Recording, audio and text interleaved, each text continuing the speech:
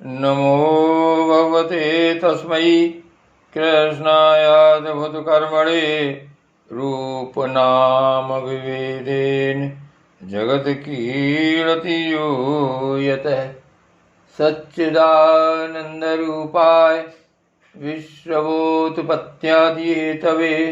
तापत्रय विनाशाय श्रीकृष्णाय वयं नुमः। श्रीमद्भागवत महापुराण दशम स्कंध उत्तरार्ध 72वां अध्याय।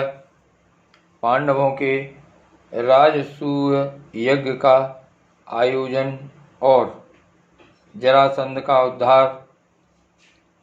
श्री सुखदेव जी कहते हैं, परीक्षित, एक दिन महाराज युधिष्ठिर बहुत से मुनियों, ब्राह्मणों, क्षत्रियों, वैश्यों, भीमसेन आदि भाइयों, आचार्यों, कुल के बड़े बूढ़ों, जाति बंधुओं, संबंधियों एवं कौटुंबियों के साथ राज्यसभा में बैठे हुए थे।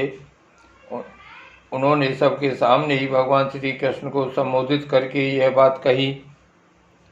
धर्मराज युधिष्ठिर ने कहा, गोविंद, मैं सर्वश्रेष्ठ राजसूय यज्ञ के द्वारा आपका और आपके परम पावन विभूति स्वरूप देवताओं का यजन करना चाहता हूँ।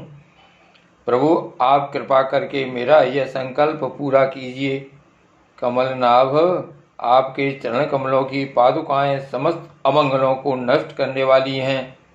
जो लोग निरंतर उनकी सेवा करते हैं, ध्यान और स्तुति करते हैं, वास्तव में वे ही पवित्र आत्मा हैं।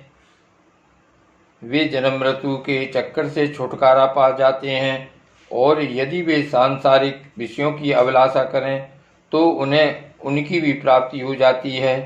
परंतु जो आपके चरण कमलों की शरण ग्रहण कर नहीं करते, उन्हें मुक्ति तो मिलती ही नहीं, सांसारिक भोग भी नहीं मिलते। देवताओं के भी आराध्य देव, मैं चाहता हूँ कि संसारी लोग आपके चरण कमलों की सेवा का प्रभाव देखें। प्रभु, कुरवंशी और संजय वंशी नरपतियों में जो लोग आपका भजन करते हैं और जो नहीं करते, उनका अंतर आप जनता को दिखला दीजिए। प्रभु, आप सबके आत्मा, समदर्शी और स्वयं आत्मानंद के साक्षात्कार हैं, स्वयं ब्रह्म हैं। आप में यह मैं हूँ और यह दूसरा, यह अपना है और यह पराया, इस प्रकार का भेदभाव नहीं है। फिर भी जो आपकी सेवा करते हैं, उन्हें उनकी भावना के अनुसार फल मिलता ही है। ठीक वैसे ही जैसे कल्प वृक्ष की सेवा करने वाले को उस फल में जो न्यूनाधिकता होती है, वह तो न्यूनाधिक सेवा के अनुरूप ही होती है। इससे आप में विषमता या निर्दयता आदि दोष नहीं आते। भगवान श्री कृष्ण ने कहा, शत्रु विजयी धर्मराज, आपका निश्चय बहुत ही उत्तम है। राजसूय यज्ञ करने से समस्त लोकों में आपकी मंगलमयी कीर्ति का विस्तार होगा। राजन, आपका यह महायज्ञ ऋषियों, पितरों, देवताओं, सगे संबंधियों, हमें और कहाँ तक कहें समस्त प्राणियों को अभीष्ट है। महाराज, पृथ्वी के समस्त नरपतियों को जीतकर सारी पृथ्वी को अपने वश में करके और यज्ञोचित संपूर्ण सामग्री एकत्रित करके फिर इस महायज्ञ का अनुष्ठान कीजिए। महाराज, आपके चारों भाई वायु, इंद्र आदि लोकपालों के अंश से पैदा हुए हैं। वे सब के सब बड़े वीर हैं। आप तो परम मनस्वी और संयमी हैं ही। आप लोगों ने अपने सद्गुणों से मुझे अपने बस में कर लिया है। जिन लोगों ने अपनी इंद्रियों और मन को बस में नहीं किया है, वे मुझे अपने बस में नहीं कर सकते। संसार में कोई बड़े से बड़ा देवता भी तेज, यश, लक्ष्मी, सौंदर्य और ऐश्वर्य आदि के द्वारा मेरे भक्त का तिरस्कार नहीं कर सकता। फिर कोई राजा उसका तिरस्कार कर दे, इसकी तो संभावना ही क्या है। श्री सुखदेव जी कहते हैं, परीक्षित, भगवान की बात सुनकर महाराज युधिष्ठिर का हृदय आनंद से भर गया। उनका मुख कमल प्रफुल्लित हो गया। अब उन्होंने अपने भाइयों को दिग्विजय करने का आदेश दिया। भगवान श्री कृष्ण ने पांडवों में अपनी शक्ति का संचार करके उनको अत्यंत प्रभावशाली बना दिया था। धर्मराज युधिष्ठिर ने संजय वंशी वीरों के साथ सहदेव को दक्षिण दिशा में दिग्विजय करने के लिए भेजा, नकुल को मत्स्य देशीय वीरों के साथ पश्चिम में, अर्जुन को के कई देशीय वीरों के साथ उत्तर में और भीमसेन को मध्य देशीय वीरों के साथ पूर्व दिशा में दिग्विजय करने का आदेश दिया। परीक्षित, उन भीमसेन आदि वीरों ने अपने बल पौरुष से सब ओर से नरपतियों को जीत लिया और यह करने के लिए उद्धत महाराज युधिष्ठिर को बहुत सा धन लाकर दिया। जब महाराज युधिष्ठिर ने यह सुना कि अब तक जरासंध पर विजय नहीं प्राप्त की जा सकी, तब वे चिंता में पड़ गए। उस समय भगवान श्री कृष्ण ने उन्हें वही उपाय कह सुनाया जो उद्धव जी ने बतलाया था। परीक्षित, इसके बाद भीमसेन, अर्जुन और भगवान श्री कृष्ण ये तीनों ही ब्राह्मण का वेश धारण करके गिरिवज्र गए। वही जरासंध की राजधानी थी। राजा जरासंध ब्राह्मणों का भक्त और गृहस्थोचित धर्मों का पालन करने वाला था। उपर्युक्त तीनों क्षत्रिय ब्राह्मण का वेश धारण करके अतिथि अभ्यागतों के सत्कार के समय जरासंध के पास गए और उससे इस प्रकार याचना की, राजन, आपका कल्याण हो। हम तीनों आपके अतिथि हैं और बहुत दूर से आ रहे हैं। अवश्य ही हम यहाँ किसी विशेष प्रयोजन से ही आए हैं, इसलिए हम आपसे जो कुछ चाहते हैं वह आप हमें अवश्य दीजिए। तितिक्षु पुरुष क्या नहीं कर सह सकते, दुष्ट पुरुष बुरा से बुरा क्या नहीं कर सकते, उदार पुरुष क्या नहीं दे सकते, और समदर्शी के लिए पराया कौन है। जो पुरुष स्वयं समर्थ होकर भी इस नाशवान शरीर से ऐसे अविनाशी यश का संग्रह नहीं करता जिसका बड़े बड़े सत्पुरुष भी गान करें। सच पूछिए तो उसकी जितनी निंदा की जाए थोड़ी है, उसका जीवन शोक करने योग्य है। राजन, आप तो जानते ही हैं, राजा हरिश्चंद्र रंतिदेव केवल अन्न के दाने बीन चुनकर निर्वाह करने वाले महात्मा, मुदगल, शिवी, बलि, व्याध और कपोत आदि बहुत से व्यक्ति अतिथि को अपना सर्वस्व देकर इस नाशवान शरीर के द्वारा अविनाशी पद को प्राप्त हो चुके हैं। इसलिए आप भी हमको निराश मत कीजिए। श्री सुखदेव जी कहते हैं, परीक्षित, जरासंध ने उन लोगों की आवाज, सूरत, सकल और कलाइयों पर पड़े हुए धनुष की प्रतंचा की रगड़ के चिन्हों को देखकर पहचान लिया कि ये तो ब्राह्मण नहीं क्षत्रिय हैं। अब वह सोचने लगा कि मैंने कहीं न कहीं इन्हें देखा भी अवश्य है। फिर उसने मन ही मन यह विचार किया कि ये क्षत्रिय होने पर भी मेरे भय से ब्राह्मण का वेश बनाकर आए हैं। जब ये भिक्षा मांगने पर ही उतारू हो गए हैं, तब चाहे जो कुछ मांग लें मैं इन्हें दूंगा। याचना करने पर अपना अत्यंत प्यारा और दुस्तज शरीर देने में भी मुझे हिचकिचाहट न होगी। विष्णु भगवान ने ब्राह्मण का वेश धारण करके बलि का धन, ऐश्वर्य सब कुछ छीन लिया। फिर भी बलि की पवित्र कीर्ति सब ओर फैली हुई है और आज भी लोग बड़े आदर से उसका गान करते हैं। इसमें संदेह नहीं कि विष्णु भगवान ने देवराज इंद्र की राजलक्ष्मी बलि से छीनकर उन्हें लौटाने के लिए ब्राह्मण रूप धारण किया था। दैत्यराज बलि को यह बात मालूम हो गई थी और शुक्राचार्य ने उन्हें रोका भी, परंतु उन्होंने पृथ्वी का दान कर ही दिया। मेरा तो यह पक्का निश्चय है कि यह शरीर नाशवान है। इस शरीर से जो विपुल यश नहीं कमाता और जो क्षत्रिय ब्राह्मण के लिए ही जीवन नहीं धारण करता, उसका जीना व्यर्थ है।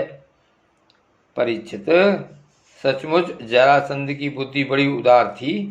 उपयुक्त विचार करके उसने ब्राह्मण वेशधारी श्री कृष्ण, अर्जुन और भीमसेन से कहा, ब्राह्मणों, आप लोग मन चाही वस्तु मांग लें। आप चाहें तो मैं आप लोगों को अपना सिर भी दे सकता हूँ। भगवान श्री कृष्ण ने कहा, राजेंद्र, हम लोग अन्न के इच्छुक ब्राह्मण नहीं हैं, क्षत्रिय हैं। हम आपके पास युद्ध के लिए आए हैं। यदि आपकी इच्छा हो तो हमें द्वंद्व युद्ध की इच्छा दीजिए।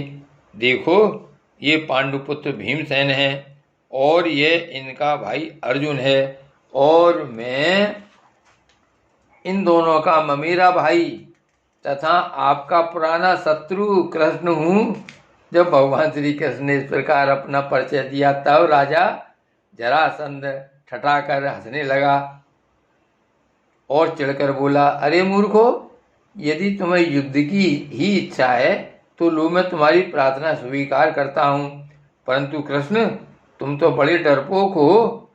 युद्ध में तुम घबरा जाते हो। यहाँ तक कि मेरे डर से अब तुमने अपनी नगरी मथुरा भी छोड़ दी तथा समुद्र की शरण ली है।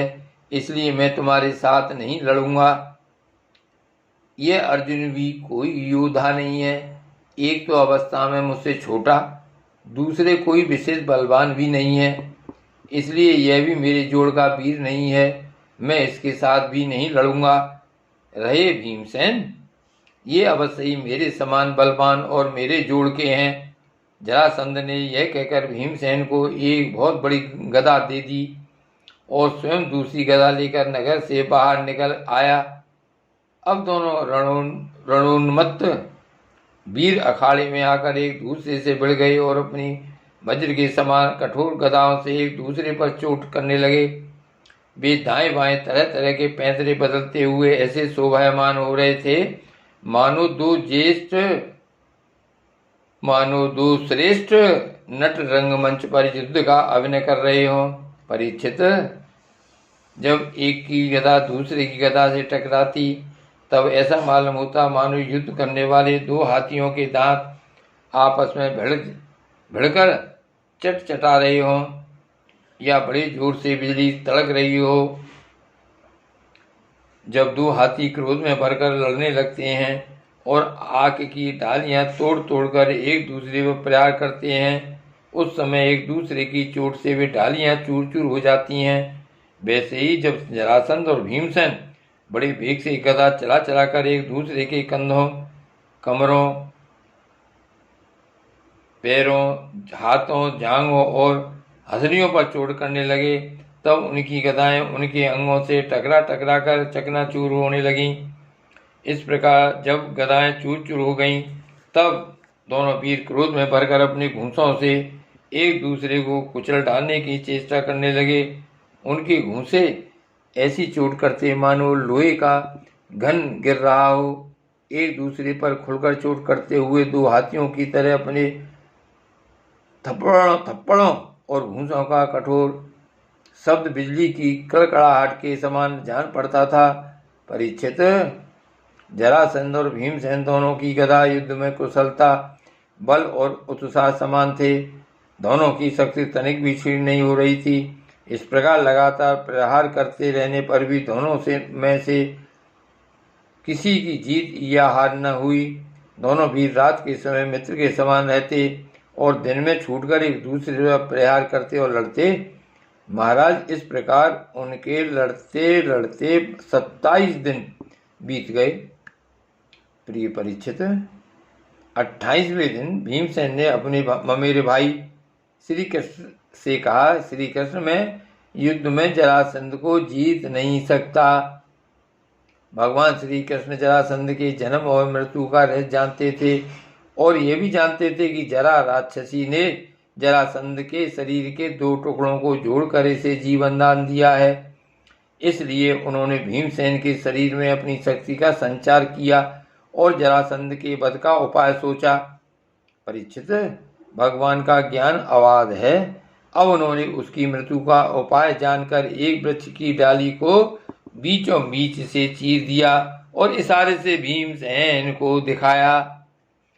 वीर विश्रोमणि एवं परम शक्तिशाली भीमसेन ने भगवान श्री कृष्ण का अभिप्राय समझ लिया और जरासंध के पैर पकड़कर उसे धरती पर दे मारा। फिर उसके एक पैर को अपने पैर के नीचे दबाया और दूसरे को अपने दोनों हाथों से पकड़ लिया। इसके बाद भीमसेन ने उसे गुदा की ओर से इस प्रकार चीर डाला जैसे गजराज वृक्ष की डाली चीर डाले। लोगों ने देखा कि जरासंध के शरीर के 2 टुकड़े हो गए हैं और इस प्रकार उनके एक एक पैर, जांग, अंडकोश, कमर, पीठ, स्तन, कंधा, भुजा, नेत्र, भौं और कान अलग अलग हो गए हैं। मगधराज जरासंध की मृत्यु हो जाने पर वहाँ की प्रजा बड़े जोर से हाय हाय पुकारने लगी। भगवान श्री कृष्ण और अर्जुन ने भीमसेन का आलिंगन करके उनका सत्कार किया। सर्वशक्तिमान भगवान श्री कृष्ण के स्वरूप और विचारों को कोई समझ नहीं सकता। वास्तव में वे ही समस्त प्राणियों के जीवन दाता हैं। उन्होंने जरासंध के राज सिंहासन पर उसके पुत्र सहदेव का अभिषेक कर दिया और जरासंध ने जिन राजाओं को कैदी बना रखा था उन्हें कारागार से मुक्त कर दिया। श्री गोवर्धन नाथ की जय, श्री द्वारिका नाथ की जय।